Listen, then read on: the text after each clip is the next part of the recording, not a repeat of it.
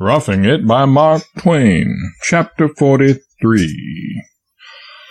However, as I grew better acquainted with the business and learned the run of the sources of information, I ceased to require the aid of fancy to any large extent, and became able to fill my columns without diverging noticeably from the domain of fact. I struck up friendships with the reporters of the other journals, and we swapped regulars with each other and thus economized work. Regulars are permanent sources of news like courts, bullion returns, cleanups at the quartz mills, and inquests.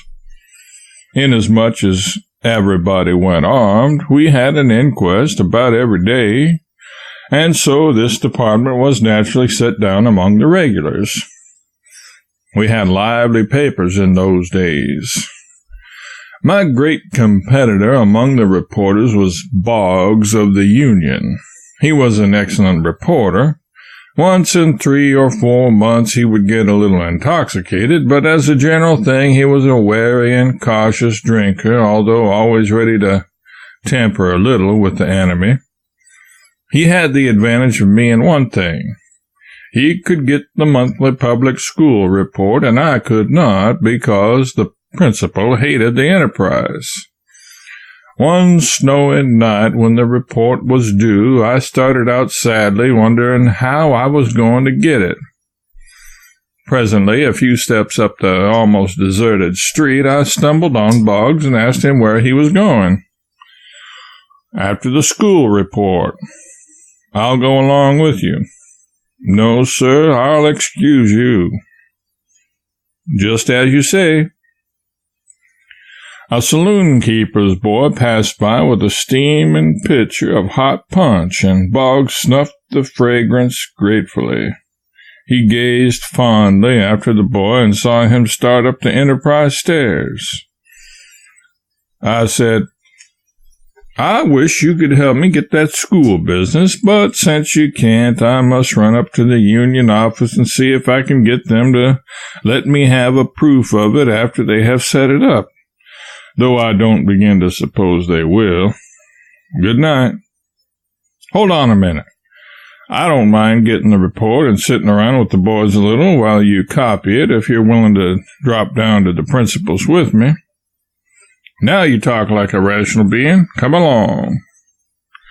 We plowed a couple of blocks through the snow, got the report, and returned to our office. It was a short document and soon copied. Meantime, Boggs helped himself to the punch. I gave the manuscript back to him, and we started out to get an inquest, for we heard pistol shots nearby. We got the particulars with little loss of time, for it was only an inferior sort of barroom murder and of little interest to the public, and then we separated.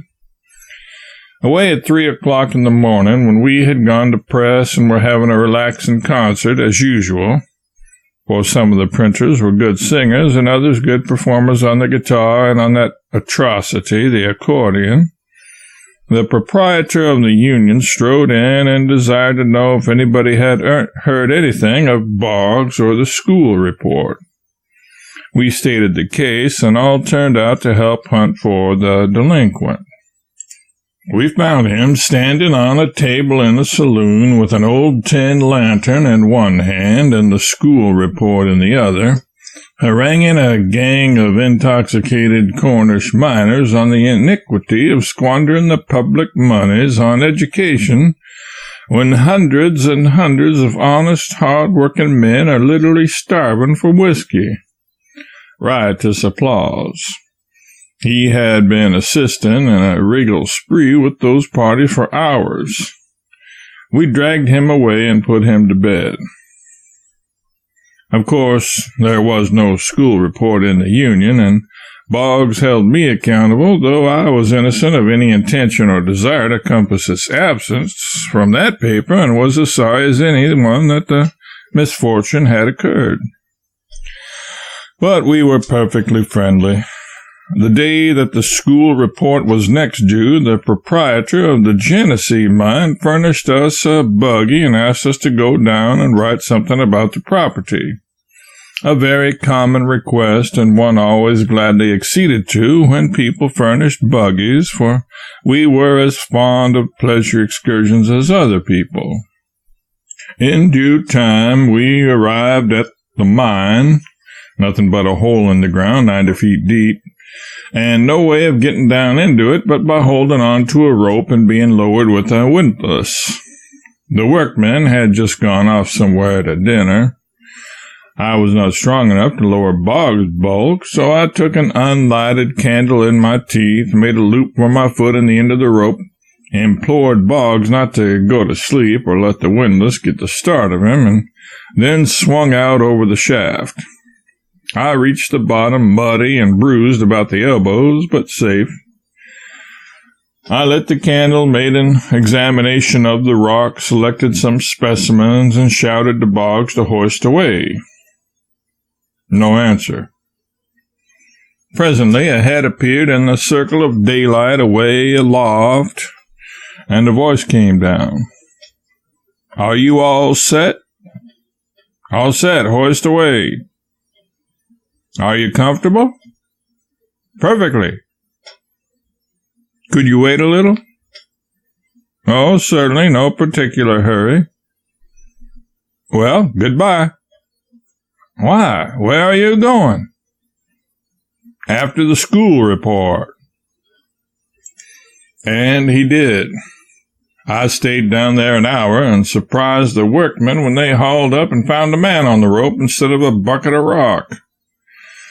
I walked home, too, 5 miles uphill. We had no school report next morning, but the union had. 6 months after my entry into journalism, the grand flush times of Silverland began, and they continued with unabated splendor for 3 years. All difficulty about filling up the local department ceased, and the only trouble now was how to make the lengthened columns hold the world of incidents and happenings that came to our literary net every day. Virginia had grown to be the livest town for its age and population that America had ever produced. The sidewalks swarmed with people, to such an extent indeed that it was generally no easy matter to stem the human tide. The streets themselves were just as crowded with quartz wagons, freight teams, and other vehicles. The procession was endless. So great was the pack that buggies frequently had to wait half an hour for an opportunity to cross the principal street. Joy sat on every countenance, and there was a glad, almost fierce intensity in every eye that told of the money-getting schemes that were seething in every brain and the high hope that held sway in every heart. Money was as plenty as dust. Every individual considered himself wealthy, and the melancholy countenance was nowhere to be seen. There were military companies, fire companies, brass bands, banks, hotels, theaters, hurdy-gurdy houses, wide-open gambling palaces, political powwows, civic processions, street fights, murders, inquests, riots, a whiskey mill every 15 steps, a board of aldermen, a mayor, a city surveyor, a city engineer, a chief of the fire department with first, second, and third assistants, a chief of police, city marshal, and a large police force, 2 boards of mining brokers, a dozen breweries, and half a dozen jails and station houses in full operation, and some talk of building a church. The flush times were in magnificent flower. Large, fireproof brick buildings were going up in the principal streets, and the wooden suburbs were spreading out in all directions. Town lots soared up to prices that were amazing. The great Comstock lode stretched its opulent length straight through the town from north to south, and every mine on it was in diligent process of development. One of these mines alone employed 675 men, and in the matter of elections, the adage was, As the Gould and Curry goes, so goes the city. Laboring men's wages were $4 and $6 a day, and they worked in 3 shifts or gangs, and the blasting and picking and shoveling went on without ceasing night and day. The city of Virginia roosted royally midway up the steep side of Mount Davidson, 7,200 feet above the level of the sea. And in the clear Nevada atmosphere was visible from a distance of 50 miles. It claimed a population of 15,000 to 18,000, and all day long half of this little army swarmed the streets like bees, and the other half swarmed among the drifts and tunnels of the Comstock, hundreds of feet down on the earth directly under those same streets. Often we felt our chairs jar and heard the faint boom of a blast down in the bowels of the earth under the office. The mountainside was so steep that the entire town had a slant to it like a roof. Each street was a terrace, and from each to the next street below the descent was 40 or 50 feet.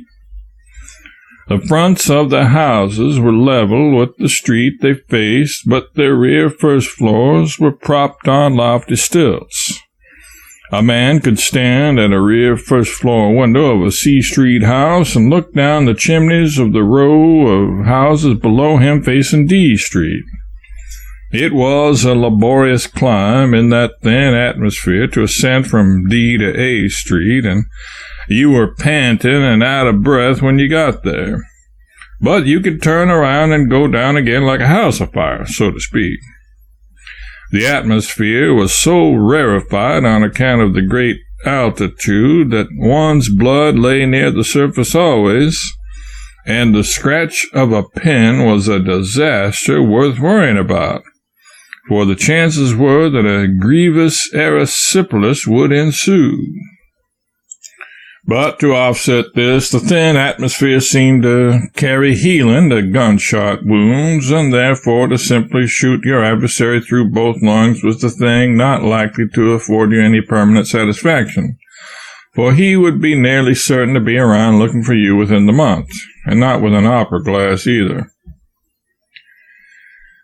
From Virginia's airy situation, one could look over a vast, far-reaching panorama of mountain ranges and deserts, and whether the day was bright or overcast, whether the sun was rising or setting, or flaming in the zenith, or whether night and the moon held sway, the spectacle was always impressive and beautiful. Over your head Mount Davidson lifted its gray dome, and before and below you a rugged canyon clove the battlemented hills, making a somber gateway through which a soft-tinted desert was glimpsed, with the silver thread of a river winding through it, bordered with trees, which many miles of distance diminished to a delicate fringe.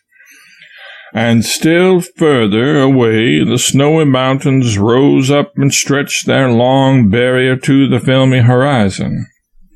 Far enough beyond a lake that burned in the desert like a fallen sun, though that itself lay 50 miles removed.